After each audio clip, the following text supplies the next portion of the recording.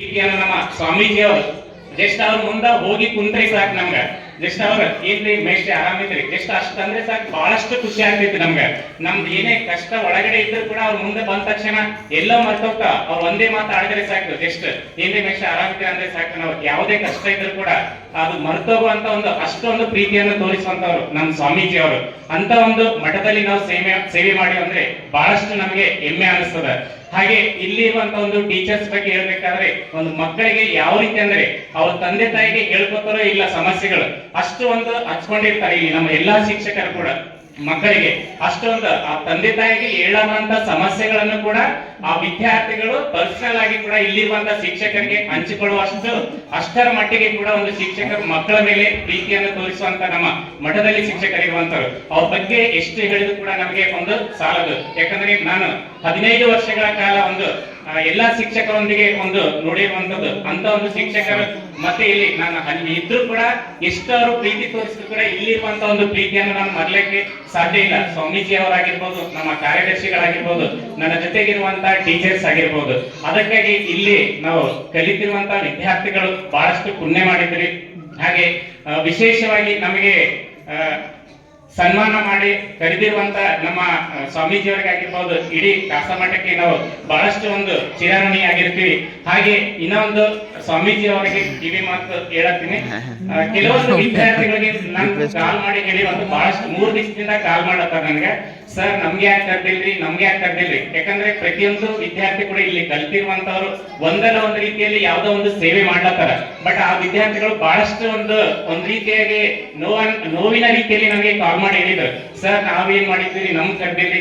ಇಲ್ಲಪ್ಪ, ಮುಂದೆ ಒಂದ್ ದಿವಸ ನಿಮ್ಮ ಈ ಸಲ ಒಂದು 25ನೇ ವರ್ಷ ಇದ್ದ ಸಲಾಗಿ ಕೆಲವೊಂದು ವಿದ್ಯಾರ್ಥಿಗಳನ್ನ ಆಯ್ಕೆ ಮಾಡಿ ಕರೆದಾರಷ್ಟೇ ಅಂತೇಳಿ ಒಂದ್ ಬ್ಯಾಚ್ ನಲ್ಲಿ ಒಂದು 2-3 ಈ ತರ ಬಂದಾರಲ್ಲ. ಆ ರೀತಿಯಾಗಿ ಕೆಲವೊಂದು ವಿದ್ಯಾರ್ಥಿಗಳು ನಾವು ಹೋದ್ರೆ ಮತ್ತೆ ನಮ್ ದೋಸ್ತರು ಏನ್ ಅನ್ಕೋತಾರ, ಅವ್ರಿಗಷ್ಟೇ ಕರ್ದಾರಪ್ಪ ನಮ್ ಕರ್ದಿಲ್ಲ ಅಂತೇಳಿ ಈ ತರ ಫೀಲ್ ಆಗ್ತಾರೆ ಅಂತೇಳಿ ಕೆಲವೊಂದು ವಿದ್ಯಾರ್ಥಿಗಳು ಕರ್ದನ್ನು ಸಮೇತ ಕೆಲವೊಂದು ಇಲ್ಲಿ ಪ್ರೆಸೆಂಟ್ ಆಗಿಲ್ಲ ಅಂತ ನನ್ ಅನ್ಸಿಕೆ. ಯಾಕಂದ್ರೆ ನನ್ ಬಲ್ಲಿ ಕೆಲವೊಂದು ಪರ್ಸನಲ್ ಆಗಿ ವಿದ್ಯಾರ್ಥಿಗಳು ಕಾಲ್ ಮಾಡಿ ಕೇಳಿರುವಂತ. ಅದಕ್ಕೆ ಮುಂದೆ ಒಂದಿನ ಎಲ್ಲಾ ವಿದ್ಯಾರ್ಥಿಗಳಿಗೆ ಒಂದು ಗುರುವಂದನ ಕಾರ್ಯಕ್ರಮ ಅಂತ ಹೇಳಿ ಮಾಡಿದ್ರೆ ತಾವೇ ಒಂದು ಮಾಡ್ತೀವಿ ಅನ್ನುವಂತ ಒಂದು ಅನಿಸಿಕೆಯನ್ನು ಕೂಡ ವ್ಯಕ್ತಪಡಿಸಿರುವಂತದ್ದು. ನಾವೇ ಒಂದು ಏನ್ ಖರ್ಚು ಬಂದ್ರು ನಾವೇ ಒಂದು ರೀತಿ ಹಾಕೊಂಡು ಎಲ್ಲಾ ವಿದ್ಯಾರ್ಥಿಗಳು ಒಂದು ಮಾತು ಸ್ವಾಮೀಜಿ ಅವರ ಪರ್ಮಿಷನ್ ತಗೊಂಡು ಮಾಡ್ತೀವಿ ಅನ್ನುವಂತ ಒಂದು ಅನಿಸಿಕೆ ಕೂಡ ವ್ಯಕ್ತಪಡಿಸುವಂತದ್ದು. ಅದಕ್ಕೆ ಯಾವುದೇ ಒಂದು ವಿದ್ಯಾರ್ಥಿ ತಮ್ಮ ಒಂದು ಯಾವುದೇ ಒಂದು ಸೇವೆ ಮಾಡ್ತಿದ್ರು ಕೂಡ ಅವರು ಒಂದು ತಮ್ಮ ಕೈಲಾದಷ್ಟು ಸಹಾಯ ಮಾಡ್ತಾರೆ ಅನ್ನೋ ಒಂದು ಅನಿಸಿಕೆಯನ್ನು ಕೂಡ ನಮ್ಮಲ್ಲಿ ವ್ಯಕ್ತಪಡಿಸಿರುವಂತದ್ದು.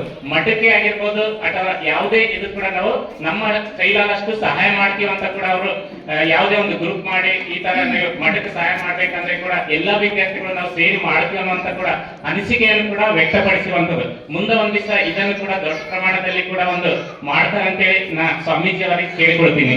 ಹಾಗೆ ಯಾವುದೇ ಒಂದು ಇಲ್ಲಿ ಕಲಿತಿರುವಂತ ವಿದ್ಯಾರ್ಥಿಗಳು ಹೊರಗೆ ಹೋದ್ರೆ ಕೂಡ ಇಲ್ಲಿ ನಮ್ಮ ಮಠದ ಸಂಸ್ಕೃತಿ ಮಾತ್ರ ಯಾರು ಮರ್ತಿಲ್ಲ. ನಾ ಬಹಳಷ್ಟು ವಿದ್ಯಾರ್ಥಿಗಳನ್ನು ನೋಡಿನಿ.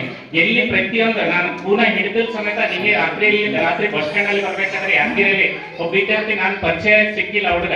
ಬಟ್ ಅಲ್ಲಿ ಅವ ಟ್ರೈನ್ ಟೈಮ್ ಆಗಿತ್ತಂತ. ಆಕ್ಚುಲಿ ನಾನು ಬಸ್ ಇಳಿದ ತಕ್ಷಣ ನೋಡೇ ಬಸ್ ಸ್ಟ್ಯಾಂಡ್ ಆ ಕಡೆ ಹೊರಗಡೆ ಹೋಗ್ಬೇಕಾದ್ರೆ ಕೂಡ ಓಡ್ಕೊಂಡ್ ಬಂದು, ಸರ್ ನಾ ಚಿನ್ನಕ್ಕಾಗಿ ನಿಮ್ಮ ಹಳೆಯ ವಿದ್ಯಾರ್ಥಿಗ ಅಂತ ಅವನೇ ಹೇಳ್ಕೊಂಡು ಬಹಳಷ್ಟು ಒಂದು ಎಷ್ಟು ನಯವಾಗಿ ಒಂದು ಮಾತಾಡತಾನ.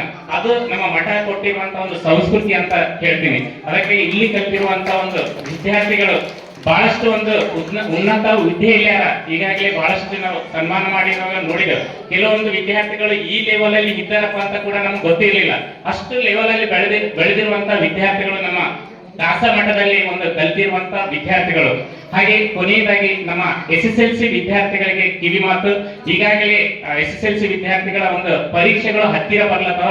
ಅವರು ಯಾವುದೇ ಒಂದು ಕಡೆಗೆ ಗಮನ ಕೊಡ್ಲಾರ್ದೆ ಒಂದು ಚೆನ್ನಾಗಿ ಒಂದು ಈಗ ಓದಿರ್ಲಿಲ್ಲಂದ್ರೂ ಕೂಡ ಈಗಿನಿಂದ ಓದಿದ್ರು ಕೂಡ ನಿಮ್ದು ಯಾವುದೇ ಒಂದು ಇದು ಆಗಲ್ಲ ಅಂತೇಳಿ ಒಂದು ಸರಿಯಾಗಿ ಒಂದು ಈಗಾಗಲೇ ನಾನು 10ನೇ ತರಗತಿ ನಾನು ಅಲ್ಲಿದ್ರು ಕೂಡ ನಮ್ಮ 10ನೇ ತರಗತಿಗಳ ವಿದ್ಯಾರ್ಥಿಗಳದೇ ಚಿಂತೆ ನನಗೆ. ಯಾಕಂದ್ರೆ ಪಾಪ ಅರ್ಧಕ್ಕೆ ನಾನು ಬಿಟ್ಟೋದೆ. ಅವ್ರು ಯಾವ ರೀತಿ ಒಂದು ನನ್ನ ಸಬ್ಜೆಕ್ಟ್ ಓದ್ಲತ್ತಾರ, ಏನ್ ಮಾಡತ್ತಾರ ಅನ್ನೋದು ಪ್ರತಿಯೊಂದು ಕ್ಷಣದಲ್ಲಿ ಕೂಡ ನಾನು ಅವ್ರಿಗೆ ಕೇಳ್ತಾನೆ ಇರ್ತೀನಿ. ಓದ್ಲತ್ತರೆ ಇಲ್ಲಪ್ಪ ಅಂತೇಳಿ ನಾನು ಪ್ರತಿ ಕ್ಷಣ ಕೂಡ ನಮ್ಗೆ ಅಲ್ಲಿ ಎಷ್ಟು ಒಂದು ಲೀವ್ ಕೊಟ್ಟಿಲ್ಲ ಅಂದ್ರೆ ಪರವಾಗಿಲ್ಲ, ನಾ ರಿಕ್ವೆಸ್ಟ್ ಮಾಡಿ ಆದ್ರೂ ಕೂಡ ನಮ್ಮ ಮೇಡಮ್ಗೆ ಒಂದು ಬಂದು ಅವರಿಗೆ ಒಂದು ಸಿಲೆಬಸ್ ಅನ್ನು ಒಂದು ಕಂಪ್ಲೀಟ್ ಮಾಡಿನಿ, ಅವರಿಗೆ ಒಂದು ತೃಪ್ತಿ ಆಗಿದೆ ಇಲ್ಲ ಗೊತ್ತಿಲ್ಲ, ಬಟ್ ನನ್ಗೆ ಆದಷ್ಟು ಒಂದು ನಾನು ಸಹಾಯ ಮಾಡ್ಲತ್ತೀನಿ 10ನೇ ತರಗತಿಯ ವಿದ್ಯಾರ್ಥಿಗಳಿಗೆ. ಅವರು ಅದನ್ನ ಒಂದು ನಾ ಹೇಳಿದ್ದಕ್ಕೂ ಒಂದು ಫಲಿತಾಂಶ ತಂದು ಕೊಡ್ತಾರಂತೇಳಿ ಅವರಲ್ಲಿ ಕಳಕಳಿಯಿಂದ ನಾನು ಕೇಳ್ಕೊಳ್ತೀನಿ, ಚೆನ್ನಾಗಿ ಓದಿ ಒಂದು ಚೆನ್ನಾಗಿ ರಿಸಲ್ಟ್ ತರ್ಬೇಕಂತೇಳಿ. ಅವರಿಗೆ ಒಂದು ಬರುವಂತ ಒಂದು ಎಕ್ಸಾಮ್ಗೆ ನಾ ಮೊದಲೇ ಒಂದು ವಿಷಯ ಹೇಳುತ್ತಾ ನನ್ನ ಒಂದು ಕೊನೆಯದಾಗಿ ನನಗೆ ಒಂದು 2 ಮಾತನಾಡಲು ಅವಕಾಶ ಕೊಟ್ಟಿರುವಂತ ಈ ವೇದಿಕೆಗೆ ವಂದಿಸುತ್ತಾ ನನ್ನ 2 ಮಾತುಗಳನ್ನು ಮುಗಿಸಿದ್ದೇನೆ. ಜೈ ಹಿಂದ್, ಜೈ ಕರ್ನಾಟಕ.